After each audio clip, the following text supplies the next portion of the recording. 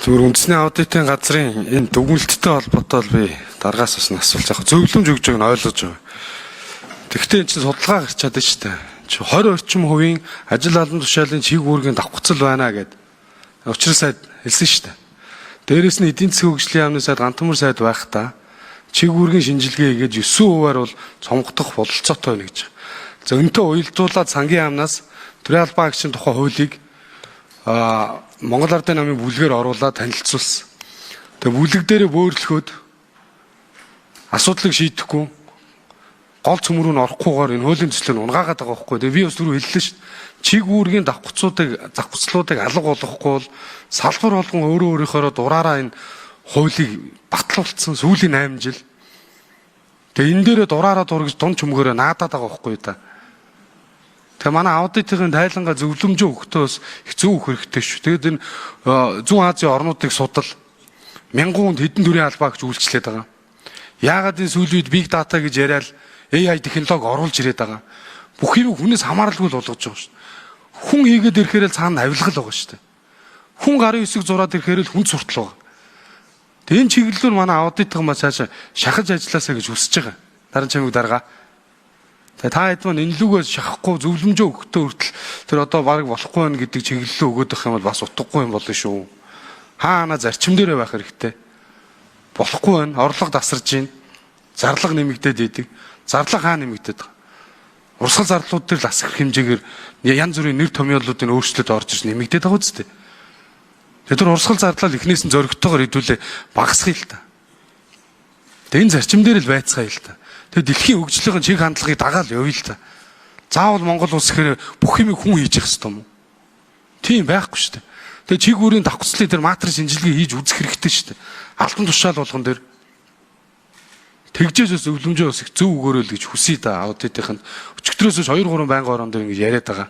За яг дүгнэлтээ зөвлөмжөө ингэ бичсэн болохоор бичсэн зөвлөмжийг уншдаг л баг. Тэгээ хойштойгоо юм дээр анхаарах хэрэгтэй шүү л гэж хүсье. Тэгээ энэ очроо гişүүн яг юм цаг үеийн алсан асуудлыг хөндөд байгаа юм аа. Энэ төрийн албан дээр чиг үүргийн шинжилгээг хийгээд тухайн үед Гантамар сайдын үед улсын хөгжлийн жилийн төлөвлөгөөн дээр 2026 онд төрийн албан агч 9% цомгдохно гэдэг ийм зорилтыг оруулсан. Энэ бол өөрөө зүгээр нэг тийм 9-гээ тавьсан тоо биш юм бэл.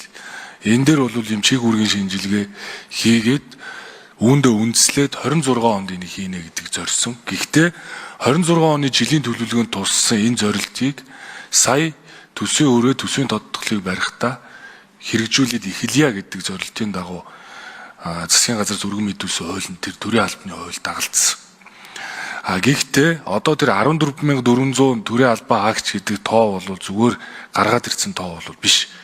Энийний 6,000 албан агч бол бараг сул оронд. За нөгөө үлдсэн төрийн албан агчдын тоо бол юу вэ гэхээр хин нэгнийг ажилгүй болгох гээд байгаа даа биш ээ. Нэг ажлыг одоо 3 хүн хувааж хийгээд байгаа. Буюу хэрвээ бүтцийн өөрчлөлт хийгдээд чиг үүргийн хувьд түүний эрхэлж исэн асуудал өөр одоо албан агч руу шилжсэн байгаа тохиолдолд өөр бүтцтэй нэгдсэн байгаа тохиолдолд одоо тухайн төрлийн албан агч бол хуулийнхаа дагуу ажлаас чөлөөлөгдөх ийм асуудлыг яригддаг. Гэхдээ бид нар одоо юу гэдгийг төрийн албан агчдыг цомгтголоо гэд шууд одоо ажлаас чөлөөлнөхөөс илүү энэ чинь бүтцийн хүрээний шилжилтүүдийг хийн. Дээрэс нь эн чинь хэрвээ гинт одоо төрийн албанаас чөлөөлөгдөх юм бол тэтгэмжийн зардал нь бараг 200 тэрбум төгрөг дөхөх байхгүй.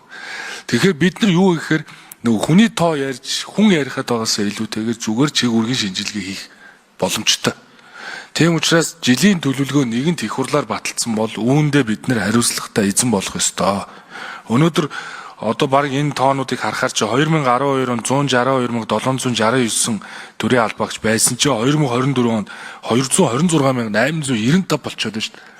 Гэхдээ энэний төрийн захиргааны албан агчдын тоо үүнийг дагаа өсөхгүй байгаа юм.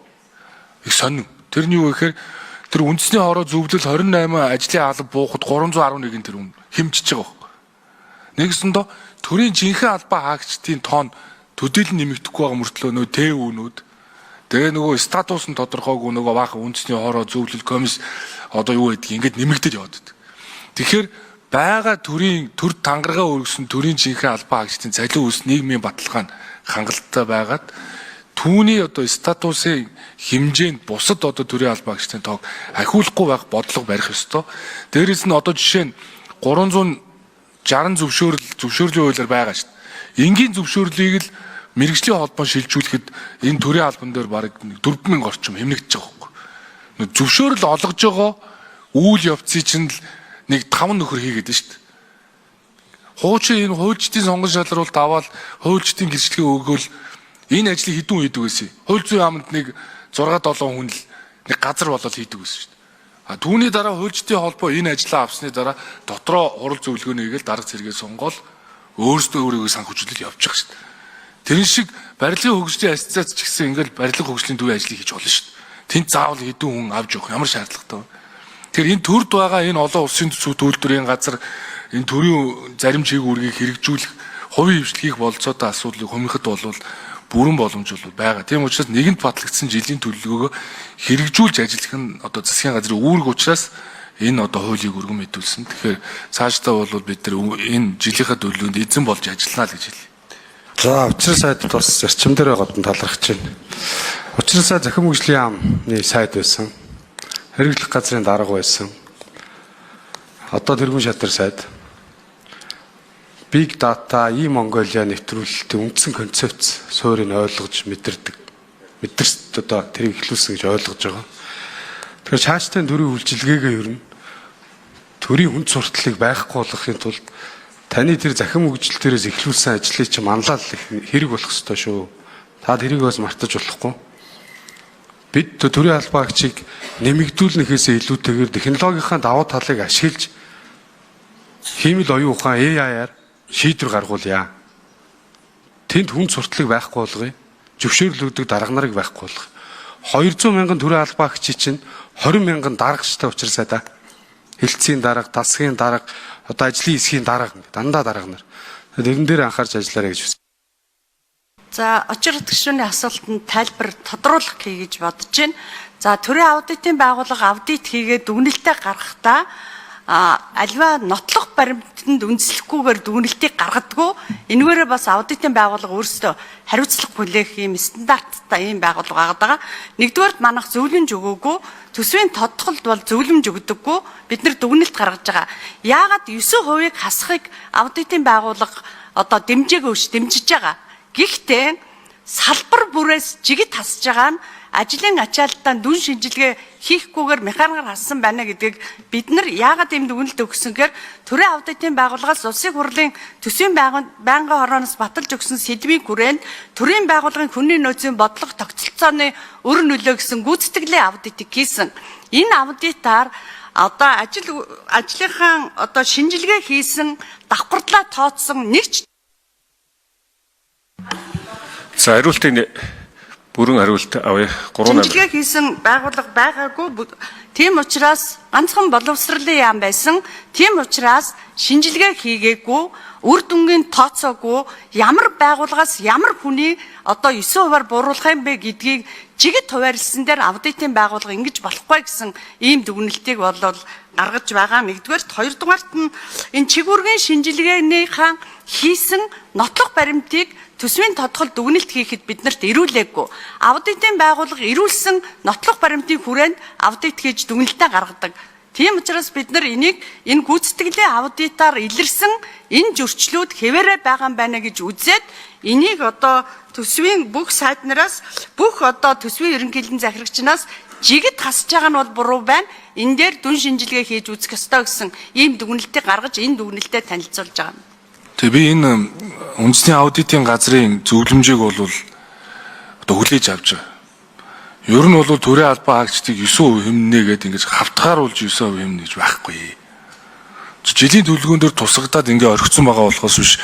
Эн чин өөрөө төрийн бүтээмжийг нэмэгдүүлэх чиглэлээр процессын дахин инженерчлийг үр дүнтэй хэрэгжүүлээд төрийн үйлчлэгээний хурд чанарыг сайжруулж, үр ашиггүй давхарцсан үйлчлэгийг халж, цахим шийдлийг нэвтрүүлэх замаар зардлыг бууруулж, зорилттой хүн хуулийн этгээдэд проактив хэлбэрээр хүргэхэд дахин инженерчлэн гэдэг ийм жилийн төлөвлөгөөний зорилттой байхгүй. Тийм учраас 9% гэж ингэж бүгдэнд нь хавтгаа нэмэх бол буруу. Тийм учраас энэ дээр реинженеринг хийнэ гэж ярьдаг. Тэгэхээр энийг бол бодит утгаар нь хийн. Тийм учраас сая их хурлаас баталсан хуулиар энэ төрийн бүтээмж нээлттэй засгийн түншлэл эдийн засгийн хөгжлийн сайд дээр ирсэн. Тэгэхээр энэ ажил руу бас их хөгжил дээр суурилсан ажлаа үргэлжлүүлнэ л гэж хэлье.